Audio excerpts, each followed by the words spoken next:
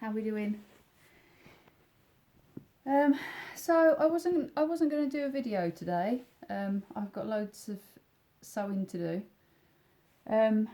But I've woken up, and I mean like super duper early, with the most painful vice grip headache. Like, literally, I haven't had that much pain in my head for such a long time. Like, I can't even remember the last time that I had pain in my head like that. And it wasn't even a headache, it just feels like pressure. And what's coming to me is the feeling of being trapped in our thoughts, in our heads. And I thought I would discuss a few things that sort of help me get out of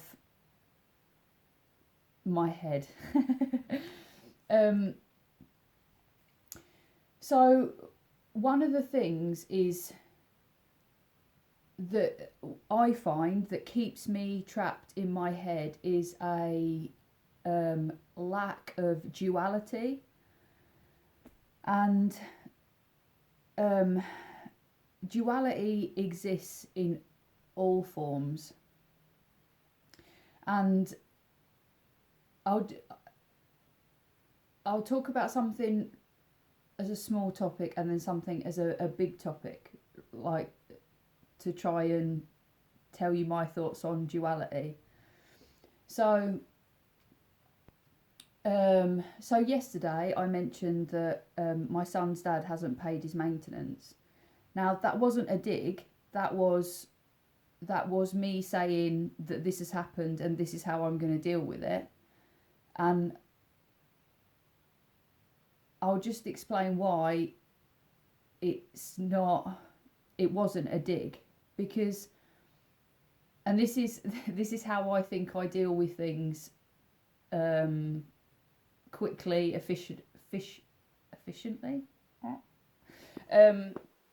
So Louis hasn't been with me since the start of the month, since before the start of the month, and he's been staying with his dad the full time. He hasn't spent one night with me.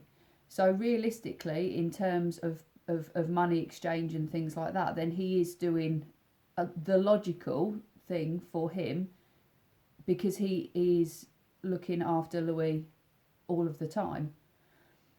In a moral sense, obviously that's not good for me, and obviously with his train of thought, he wasn't thinking about my situation. But that's not really for him to think about that logically. So in this case, there's logical and then there's morality, empathy and all the rest of it. But logically, he's doing the right thing. So for me, I'm not going to sit there and get tangled in my thoughts about what should have been done, what shouldn't have been done, because I can see the duality of the situation. And it helps me move on to the next phase, which is, what am I going to do about it quicker, if that makes sense. Like, I could sit there saying, you know, he's done something really wrong to me. It should have been this and it should have been that, and all these, shoulda, woulda, coulda things. When realistically, I just go, right, for him, that was a good decision, and realistically, it was the decision that that needed to be made. So he made that. No, it wasn't a good decision for me, but that's not for him to worry about, if you know what I mean. He's meant to be, his first thought is my son. So our son is with him. So he's paying for his son when he's with him. Does that make sense? So it's not for me because I haven't got Louis. It's for Louis, and Louis with his dad. This is how I think about things. So right, that situation's done. Then I can go, right, that's how it is, and then I move on to the next thing. Is action. How am I going to be able to sort this out? You know, what do I need to do to move this situation on to the next thing, to the next step? And I'm not sitting there wallowing in the mess, trapped in my head. It's like two things can exist at exactly the same time, and I feel like a lot of us can't expand our thought process to anything more than me. Do you know what I mean? And there's lots of train of thoughts as well, like the logical, the you know, the emotional, there's lots of ways of thinking about a situation. And this also happens when we're talking to other people about our problems. Me and my friend were discussing it last night. So when you're emotionally attached to the problem, you're only thinking about it, well, not only, but mostly, because your emotions are attached to this thing, you can only address the emotional train of thought. Your friend that you're talking to, or the person that you're talking to, can talk about it in a logical way because they can see the situation detached, so therefore can give a completely different perspective. This is what I try to do in my own mind, is to expand the train of thought, to slow it down and pull it apart. And this is what gives me duality in a situation, and it also gives you time and space to actually process what's going on in that train of thought. Does that make sense? Like, I can still feel I feel mostly disappointed. I feel disappointed. That's how I feel. I don't feel angry. I don't feel sad. I just feel a little bit disappointed. But I also feel this. I don't know whether this is some weird thing inside me, but I feel like it's just another challenge. You know, like, I just feel like it's another opportunity to prove my worth, to prove how capable I am. Like, yeah, I have had to ask a friend to lend me a bit of money, but that was only because the bank's now taken the rest of my money through interest, which is just berserk. So, yeah, I've borrowed a little bit of money, and then I will get to work sorting the problem out. So for me, it leaves my brain in a place that is calmer, and I want to say it like creates a bit of a plateau. It stretches out the field of thought, if that makes sense. Duality, that things can exist, polar opposite things can exist within one train of thought. It's how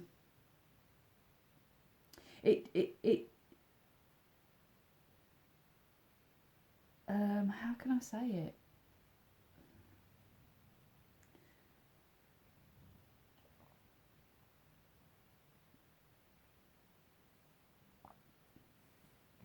How can I say it? Like, you can see it all. You know, like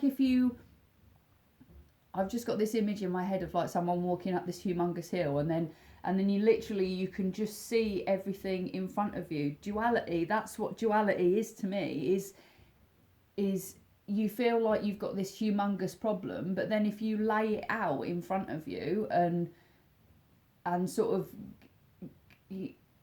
think about all the elements in the equation, then you can't, there's sort of no more room for you to be that emotional about it.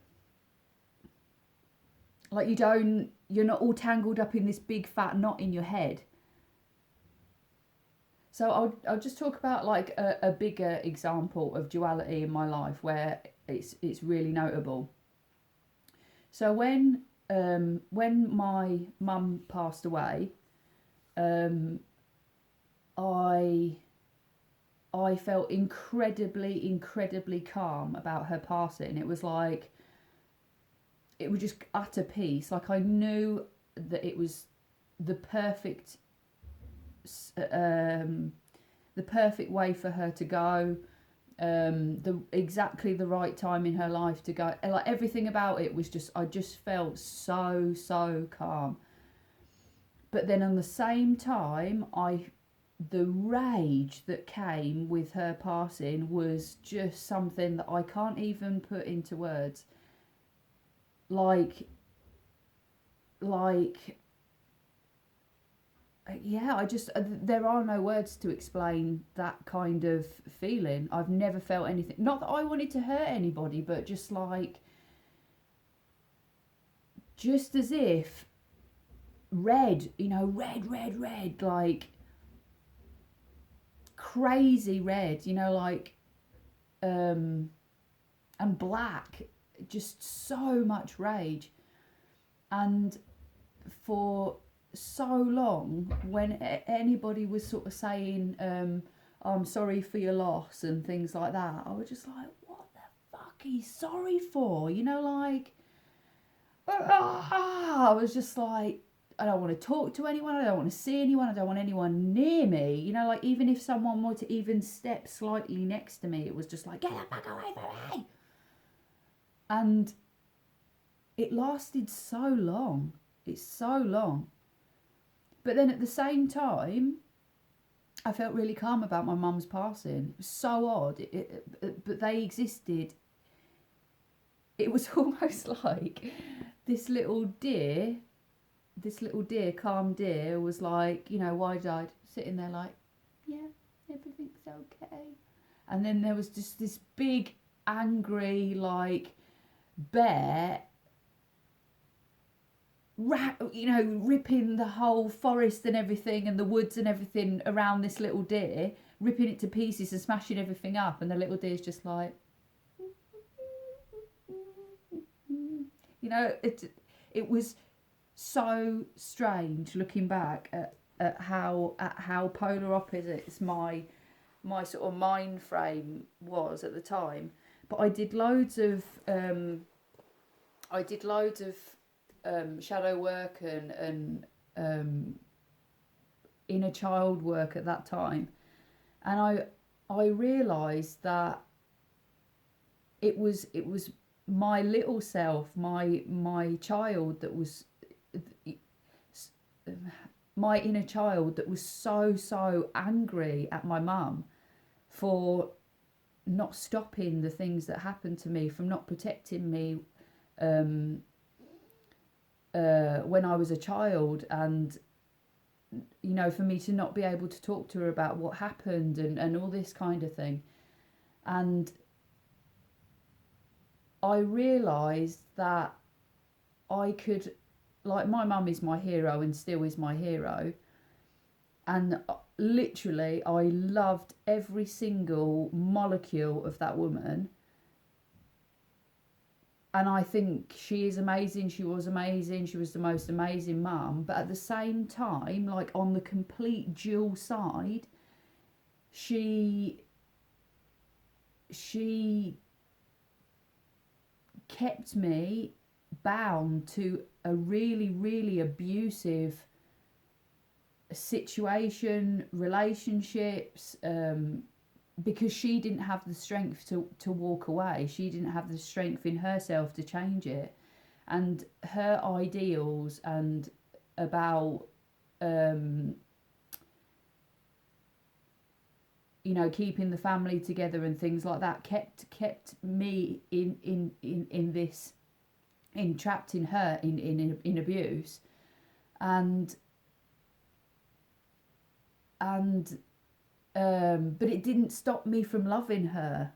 Like, and I think the duality of that situation is what keeps all of us in these situations that are not good for us, because often that's how we've been brought up. That love, the most ultimate unconditional love, exists in chaos. You know, these two really big, humongous energies just coincide, can exist at exactly the same time. And this is how it was. Sorry, my next door neighbour's doing a bit of DIY, I think. This is how it was coming out in her death. This unconditional amazingness, and then this rage, you know, all this that had built up over years and years and years and years and years and years and years and years, 26 years or whatever it was, that needed to come out. And it was in processing these duality feelings, duality of ideas, duality of thoughts, that it's just a peaceful plane now for me. Like the rage is no longer there. I address all my mum's faults. I address that my mum made some, you know, mistakes. I address that my mum's, you know, was never perfect, but to me, she was beautifully imperfect, and through her own trials and tribulations, through abusive situations, that is the storyline that came through our family. And I'm still trying to picture and work out what actually happened to my mum in her early years, and the generational stuff that she dealt with, and you know, to understand it even more, because understanding and having curiosity for this duality is where the healing comes in, and to accept that there are lots of different ways to feel about a situation, and to feel about people, and to feel about memories, and to feel about everything. Duality for me is a massively healing journey, and deep understanding, and even within ourselves, that we can be absolute angels to one person and devils to another. It all exists within us. Someone might meet me and think I'm the most horrendous person in the whole entire universe, but someone might meet me and love me to death. You know, like, we can be all things, and our thoughts can be all things. It's a process. But I'll just show you a couple of things as well. So I'm going to do a tarot reading on Instagram, because I'm being called to do it, because I do feel like someone needs some advice this morning. So I'm going to do that if you want to go over to Instagram. But I just wanted to show you this, because I'm doing some intention jewellery, and this was a piece that I picked up. It's smoky quartz, and this to me is duality. You can have the dark and the light, you know, in the same thing, in one place. And this is a stone for protection. And this is for someone maybe dealing with depression. Just wanted to show you that. I think anyone feeling a bit down and out. But I just wanted to read you something from this book. This is literally one of my favourite books. And I use it as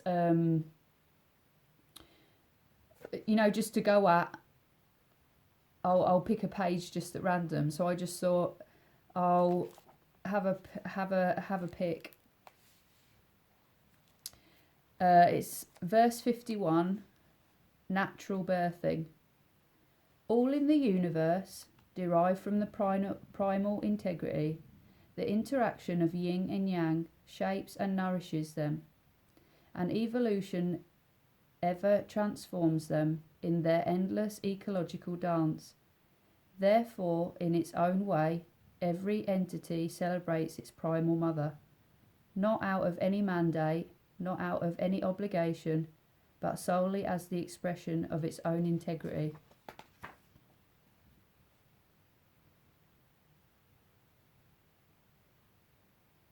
And this,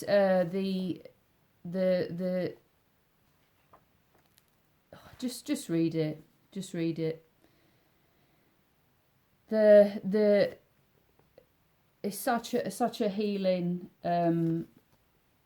It's just helped me absolutely loads. There's some amazing words in here. Oh, let me read this actually. The importance of what is not, verse 11. We join 30 spokes to a hub of a wheel, yet it's the centre hole that drives the chariot. We shape clay to birth a vessel, yet it's the hollow within that makes it useful. We chisel doors and windows to construct a room, yet it's the inner space that makes it livable. Thus do we create what is to use, what is not.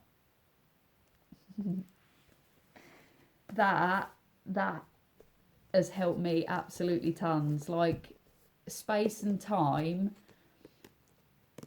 like, you know, when people just say just give it time, like at the time you're thinking like, I don't want to fucking wait.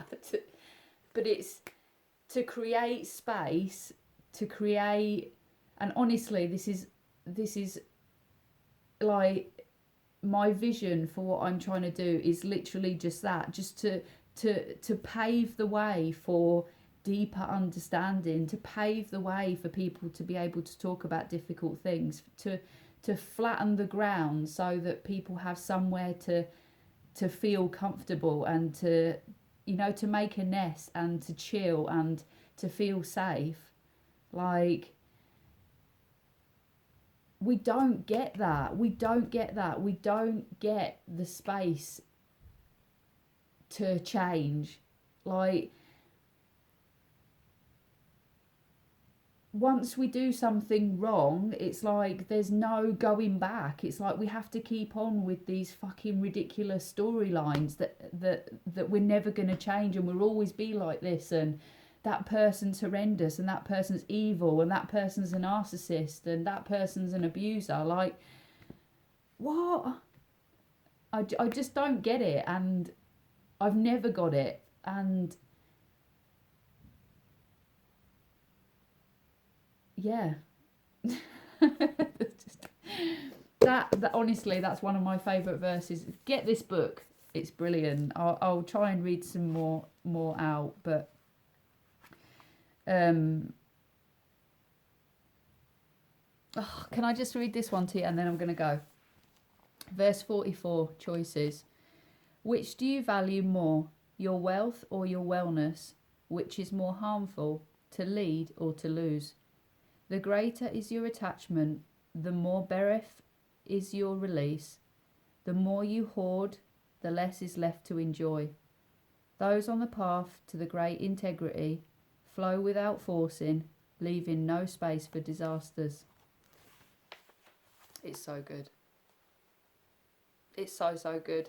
So simple, but so good.